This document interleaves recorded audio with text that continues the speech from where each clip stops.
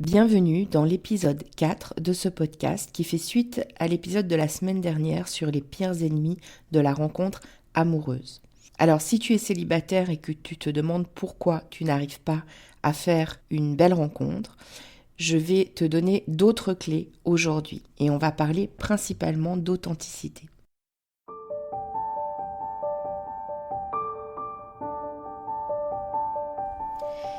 Et si je te parlais d'amour ? Ça t'est déjà arrivé, toi, de te demander comment font les autres qui arrivent à construire une belle histoire d'amour ? Ou alors d'enchaîner les relations au bout desquelles tu tombes toujours du carrosse de l'amour, te retrouvant seul encore une fois au bord du chemin ? T'as déjà eu l'impression que quelque chose cloche chez toi, ou t'as déjà eu peur que les choses se reproduisent encore ? Peur de pas faire les bons choix ? Que tu sois célibataire ou en couple, si tu t'es reconnu, alors c'est que tu es au bon endroit. Nous rencontrons tous à un moment ou à un autre des difficultés en amour, parce qu'on nous a bercé de beaucoup de choses fausses à ce sujet. Et il y a toujours un moment où cette personne si proche de nous vient toucher quelque chose de sensible en nous, une blessure. Bienvenue sur L'amour n'est pas un conte de fées, le podcast qui va t'apporter des clés essentielles sur les dynamiques amoureuses et t'aider à voir la merveille que tu es, pour que tu te sentes légitime de vivre cette belle histoire d'amour dont tu rêves, plus inspirante et plus épanouissante. Je suis Amandine, ta coach en intelligence amoureuse, et ça me tient à cœur de te partager tout ça parce que l'amour a toujours été mon sujet de prédilection. Et je pense que tout le monde a le droit de croire en sa magie. On y va ? Tu me suis pour laisser tes freins dans le passé ?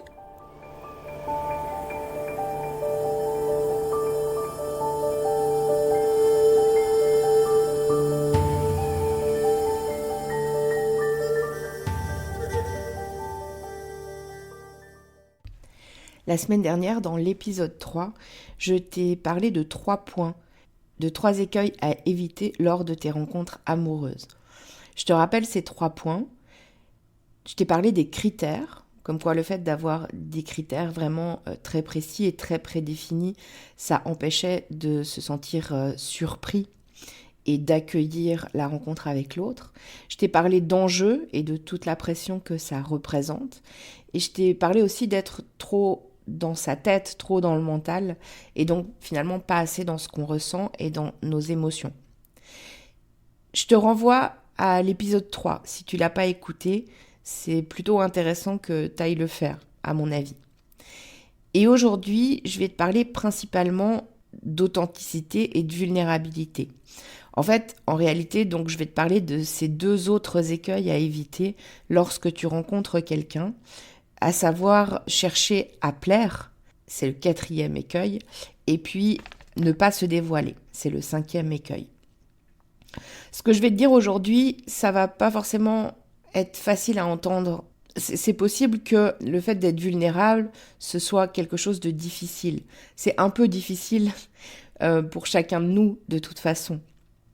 Et puis, on croit parfois que quand on est vulnérable, on est faible, ou on croit parfois qu'on se montre authentique, mais c'est pas tout à fait le cas. Bref, je vais t'en parler maintenant.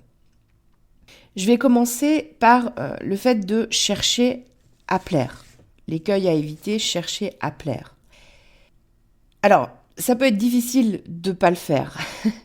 Pourquoi ? Parce qu'on a sans doute tous un peu cette tendance-là. D'ailleurs, que ce soit dans nos rencontres amoureuses ou que ce soit dans la vie en général.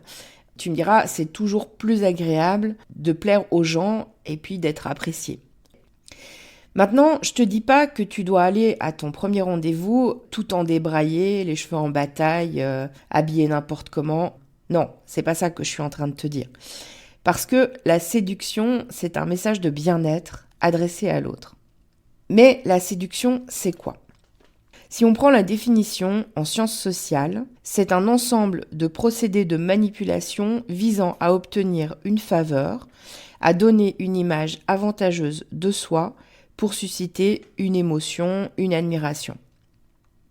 Alors ça, c'est pas ce qu'on veut en termes de séduction. L'idée, ça va pas être d'être dans la manipulation, ni de chercher à obtenir les faveurs et de donner une image avantageuse de soi. Ok ? Moi, quand je te parle de séduction, et que je te dis que la séduction, c'est un message de bien-être adressé à l'autre, je vais plutôt te parler de séduction naturelle. Parce que, dis-moi, si tu veux rencontrer quelqu'un pour construire une belle histoire, t'as envie de lui montrer quelque chose qui n'est pas toi, et que du coup, même si la technique de séduction manipulatoire, elle marche, au bout d'un moment, la personne va se rendre compte que tu n'es pas cette personne et va s'en aller. Est-ce que c'est ça que tu veux? Ou est-ce que ce que tu veux, c'est de rencontrer quelqu'un avec qui construire une belle histoire? Ce que j'entends par séduction naturelle, c'est toutes ces choses en toi qui font que tu es unique et qui font que c'est séduisant. Et on en vient au point suivant. L'écueil à éviter étant de chercher à ne pas se dévoiler. Donc, je te rappelle, l'idée d'une rencontre, c'est de créer un lien avec l'autre. C'est d'avoir une rencontre où on crée un lien émotionnel avec l'autre. On ne peut pas créer un lien émotionnel avec l'autre si on ne se dévoile pas, parce que par définition, se dévoiler, c'est montrer qui on est plus en profondeur. En coaching, j'accompagne les gens sur ce qu'on appelle les degrés d'intimité. Comment on parle en vulnérabilité de soi à quelqu'un qu'on vient de rencontrer. Que ce soit de nos ressentis, de nos rêves, de nos essentiels, et même de nos peurs ou de nos plus grandes épreuves de vie. Parce que souvent, là, dans nos plus grandes épreuves de vie, il y a aussi ce qui fait ce qu'on est aujourd'hui, y compris dans nos plus belles choses. Et souvent, là, c'est encore un peu difficile d'imaginer et raconter ces plus grandes épreuves de vie à quelqu'un qu'on vient de rencontrer. Évidemment, il y a la manière de le faire. Ça me fait penser à une personne que j'ai accompagnée, dont je t'ai déjà parlé. Elle venait dans mon cabinet après avoir fait un certain nombre de rencontres qui avaient toutes été des premiers rendez-vous très sympas. Ils ont passé un super moment ensemble. Et puis au final, ça donnait rien du tout. Et en fait, elle comprenait pas pourquoi ces premiers rendez-vous, ils donnaient jamais suite à quelque chose, à d'autres rendez-vous et à la création d'une histoire. Quand j'ai commencé à parler avec elle, elle m'a expliqué qu'elle leur racontait ses multiples voyages et que c'était super intéressant parce qu'elle avait plein de choses à raconter là-dessus. Et puis les hommes qu'elle avait en face d'elle étaient souvent très intéressés par ce qu'elle racontait et ça les faisait voyager en fait. Et donc c'était des super moments. Mais en fait, il n'y avait pas de pont émotionnel en soi.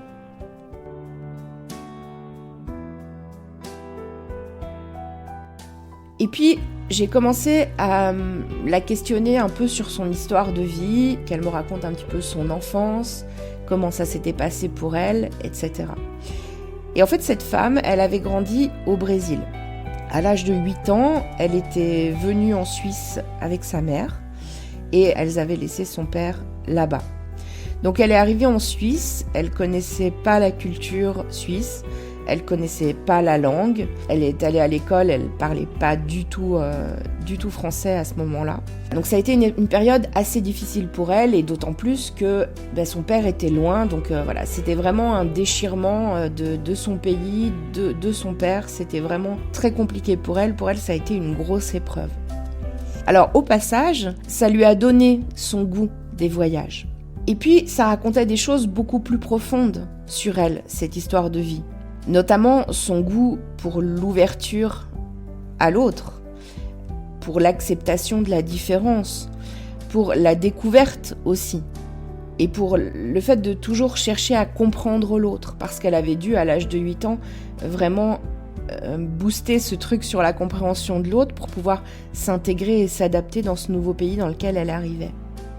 Et puis, le fait d'avoir été séparée de son père, d'avoir grandi sans père comme ça a aussi déclenché chez elle un besoin assez important d'être rassurée par les hommes qu'elle rencontrait. Et en fait, quand je lui ai fait parler de toute cette histoire de vie et qu'à un moment donné, elle a compris, en fait, elle a fait le lien entre son histoire et qui elle est aujourd'hui, autant dans ses plus grandes forces, dans ses plus belles choses, dans les plus beaux aspects de sa personnalité, qu'aussi dans ses vulnérabilités et dans les choses qui avaient peut-être généré des peurs chez elle, ou des inconforts, ou des insécurités.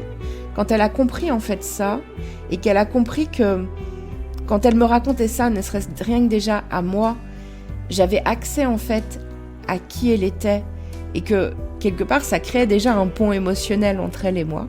Quand elle a compris ça, elle a compris l'utilité en fait de parler de son histoire de vie aux hommes qu'elle rencontrait. Ce qu'elle faisait pas du tout avant parce qu'elle voulait pas générer chez eux un sentiment de pitié ou de jugement ou etc.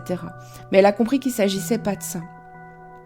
Alors après ça, elle a fait d'autres rencontres qui se sont beaucoup mieux passées. Elle s'est mise en couple avec quelqu'un avec qui elle est restée pendant quelques mois. Et puis après ça, elle a fait la rencontre de la personne avec qui elle est toujours aujourd'hui.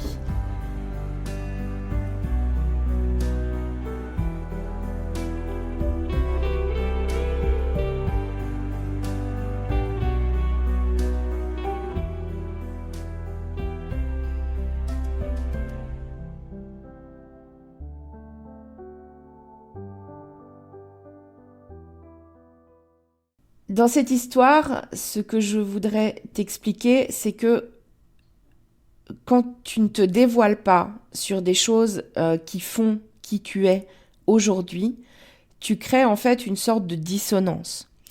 C'est-à-dire que les gens en face peuvent sentir une dissonance. Qu'est-ce que j'entends par dissonance ? Ça t'est sûrement déjà arrivé. Des fois, on rencontre quelqu'un, amoureusement ou pas, peu importe. Des fois, on rencontre quelqu'un et puis on le sent pas, comme on dit. Ou alors, je sais pas, on a l'impression que la personne, elle nous présente un truc de surface, mais au fond, on n'arrive pas vraiment à sentir qui c'est, à comprendre qui est cette personne.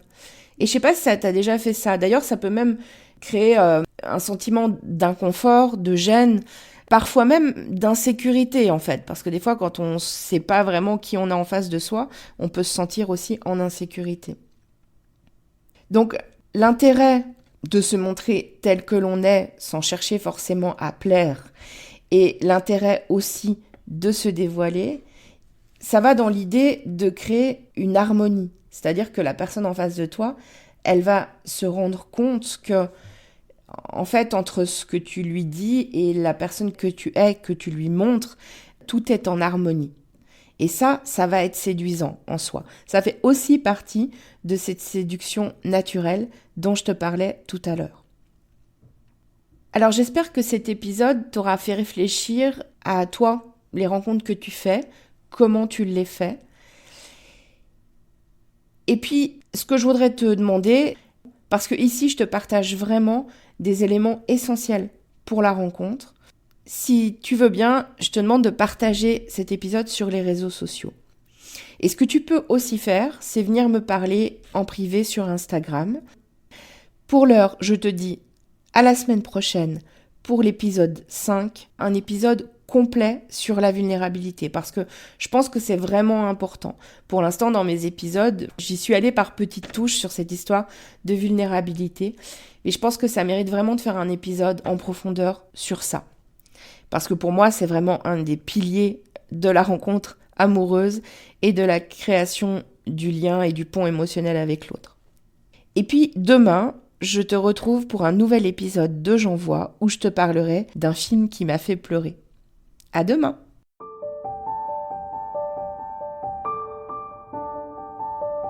Si tu as aimé cet épisode, donne-moi un coup de main, partage-le et abonne-toi si ce n'est pas encore le cas. Si la plateforme d'écoute le permet, n'hésite pas à lui donner 5 étoiles. Si tu as des questions, s'il y a des sujets que tu as envie que j'aborde ou si tu veux réagir sur cet épisode, je t'invite à me rejoindre sur mon compte Instagram, Amandine_lovecoach. On se retrouve là-bas? À très vite!